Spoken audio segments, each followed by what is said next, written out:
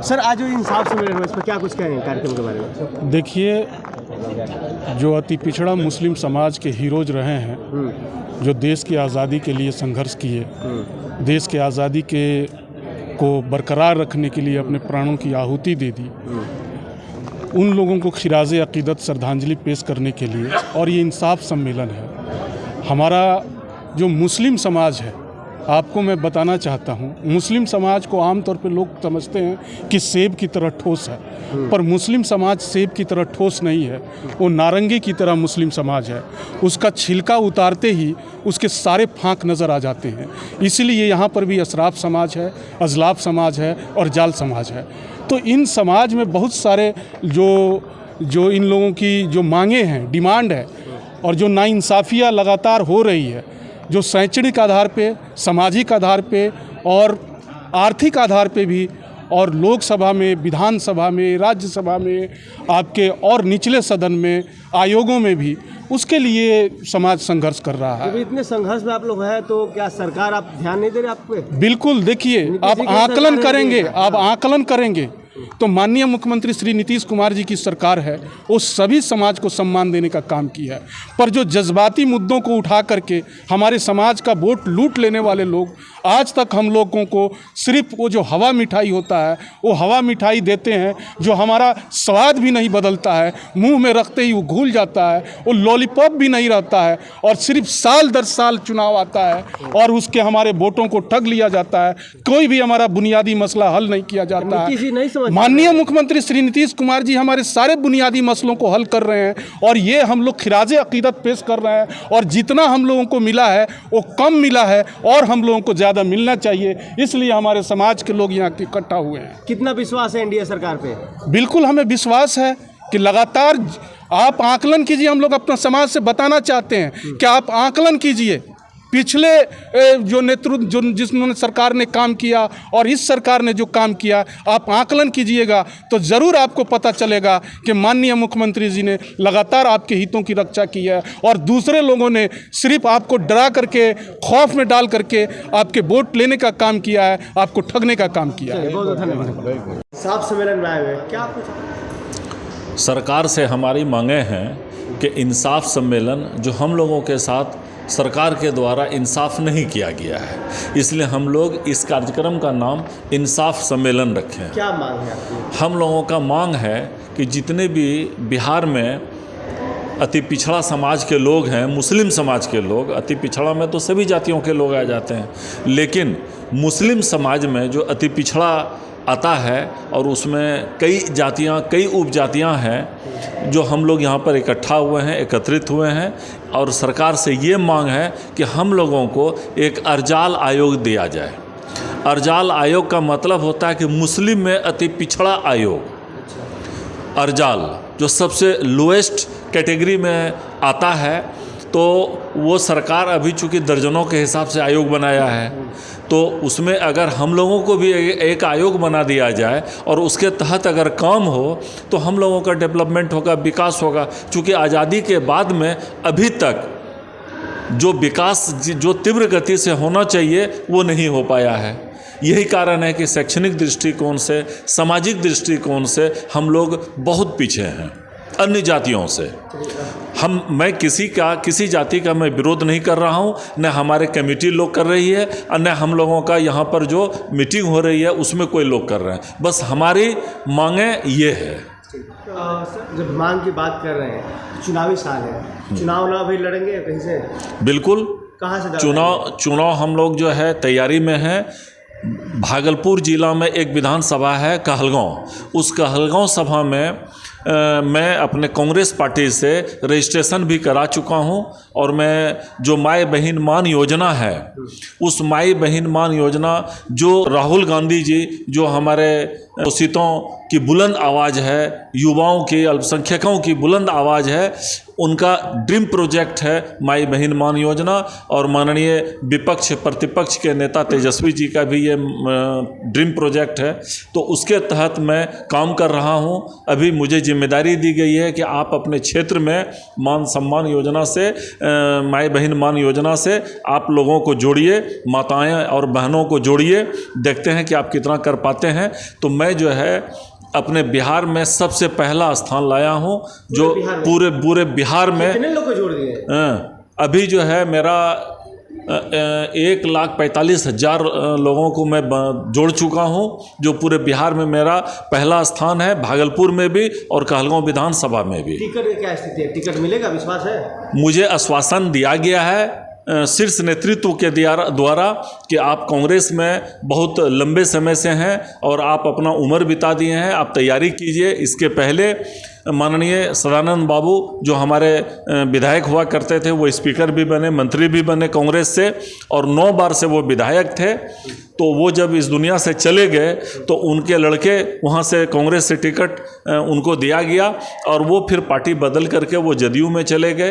तो कांग्रेस में हम लोग पूरी मेहनत के साथ लगे हुए हैं, और मेरा बायोडाटा मैं दिया हूँ, कहा गया है कि आपको टिकट मिलेगा, आप तैयारी कीजिए। मुझे पूर्ण विश्वास है कि मुझे टिकट मिलेगा। परिचय बताइए। मेरा नाम मोहम्मद कलामुद्दीन हुआ। मैं पूर्व मुखिया भी रह चुका हूं, सांसद प्रतिनिधि भी रह चुका हूं, और जिला के अल्पसंख्यक प्रकोष्ठ के 2 बार जिला का अध्यक्ष भी रह चुका हूं। तो मौलाना किस मेमोरियल में आप पहुंचे थे, क्या कुछ कहेंगे इस पर? देखिए, मैं सबसे पहले मैं बोलूँगी कि वक्त बदला जमाना बदला, वक्त बदला जमाना बदला, कानून बदली सरकार बदला, लेकिन आज़ादी के 77 साल बाद भी अगर कुछ नहीं बदला तो पसमानदा समाज का हालात नहीं बदला। मैं वोट देती हूँ, बेशक नसीमा जमाल पसमानदा जाति से आती है, उस जाति को फ़कीर साईं कहा जाता है। मैं बेशक सरकार को वोट देती हूँ, नेताओं को वोट देती हूँ अपने अधिकार के लिए। जब पसमानदा की बात आती है, जब अधिकार की बात आती है, तो ये सरकार नेगलेक्ट करने की काम करती है, चाहे वो केंद्र सरकार हो, चाहे वो राज्य सरकार हो। आज का जो इंसाफ सम्मेलन, उस पर इंसाफ सम्मेलन में हमें कुछ कहना नहीं है। जो 75 साल आज हो गए आज़ादी की, हमारी हक अधिकार पर प्रतिबंध लगा, उसी के लिए हम इंसाफ मांगे हैं। 10 अगस्त 1950 को धारा 341 के 3 में जो प्रतिबंध लगा है, उसमें हम लोग कह रहे हैं कि वो प्रतिबंध खोला जाए। उसमें खुलने से क्या फ़ायदा होगा?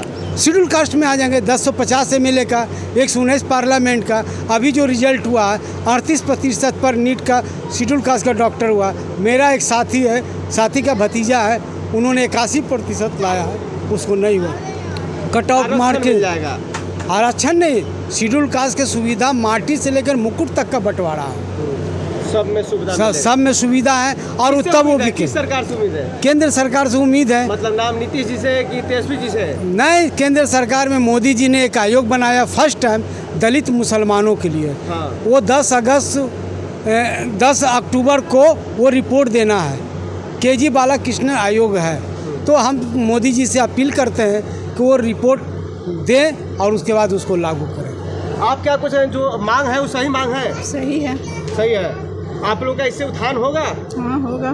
चलिए, और क्या कुछ और संदेश रहेगा? बस यही है संदेश की अनबोलता हम लोग मुस्लिम समाज में है। नट, बक्खो, पमड़िया, अललखोर, बंगी, भांट, भटियारा, माली, दफाली, ये सब लोगों को आप एक अर्जाल आयोग बनाकर इसकी विकास के लिए शैक्षणिक, आर्थिक, सामाजिक और राजनीतिक विकास के लिए एक आयोग बनाकर इसके साथ न्याय किया जाए।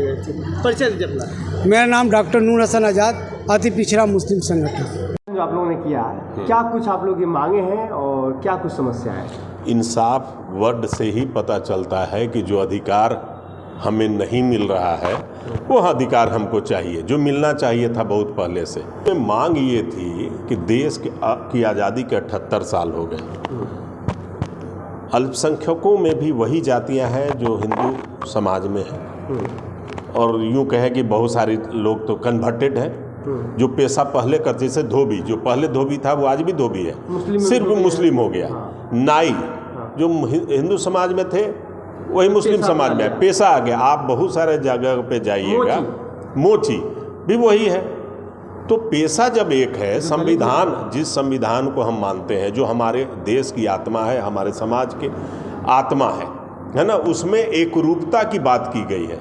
धारा 15A कहता है संविधान का कि जाति, धर्म, लिंग के नाम पर कोई भेदभाव नहीं है। India is a secular country, ठीक है।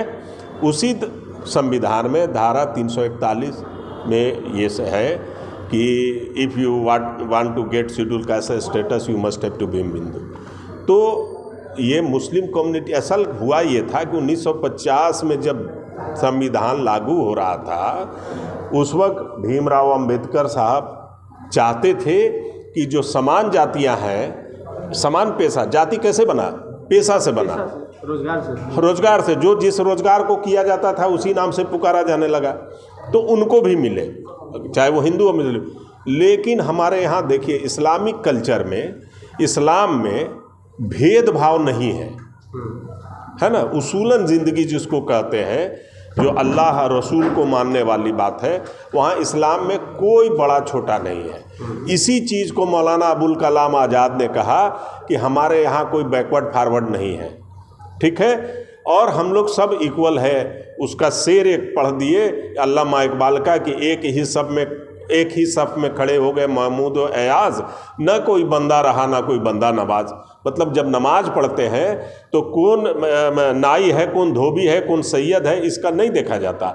एक झाड़ू लगाने वाला, ये इस्लाम की खूबसूरती है कि एक झाड़ू लगाने वाला मजदूर अगर आगे सफ़ में जाके खड़ा हो गया नमाज पढ़ने के लिए, तो बादशाह को भी हिम्मत नहीं है कि उसको कहेगा कि हम बादशाह हैं, तुम पीछे चले जाओ, उसको पीछे खड़ा रहना पड़ेगा।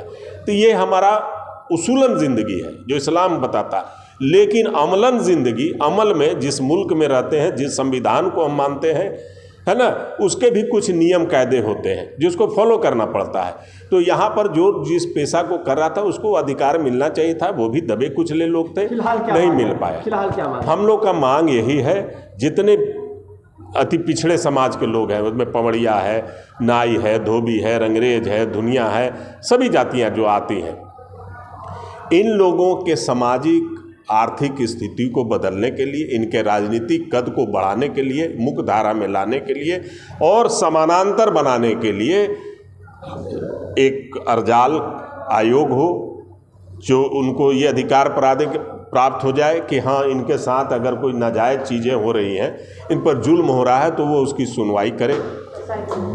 दूसरी चीज़ है कि इनकी आर्थिक स्थिति सबल हो, मजबूत हो, उसके लिए भी सरकार को योजना लावे। बहुत तरह की योजनाएं हैं।